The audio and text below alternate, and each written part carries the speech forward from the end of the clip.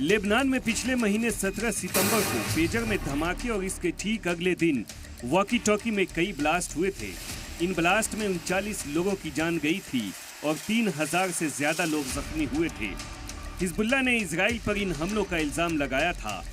इसके बाद इजराइल ने गाजा की तरह लेबनान में हवाई हमला शुरू कर दिया। इजराइल ने गाजा के साथ साथ लेबनान में भी बेगुनाहों का खून बहाना शुरू कर दिया है।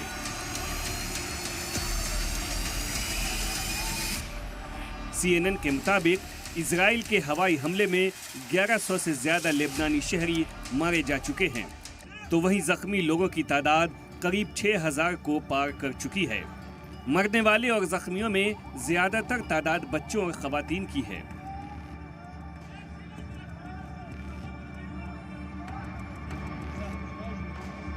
हिजबुल्लाह के चीफ हसन नसरुल्लाह की मौत के बाद पूरे लेबनान में डर का माहौल है।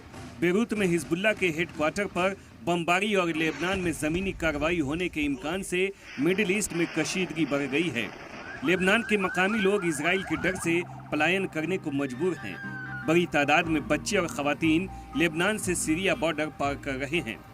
लेबनान से लोग अपनी जान बचाने के लिए अपने घरों को छोड़ रहे हैं। लेबनान की इमारतें खाली हो रही है। गली मोहल्लों में अब सन्नाटा है। लोगों में डर का माहौल है।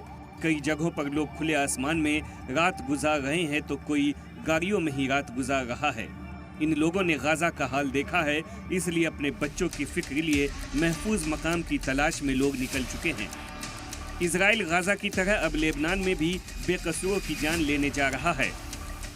लेबनान बेपनाह और बेबस नजर आ रहा है। इजराइल बेलगाम हो चुका है तो वहीं दुनिया बेजुबान होकर सिर्फ तमाशा देख रही है। सलाम टीवी के लिए नदीम अहमद की रिपोर्ट।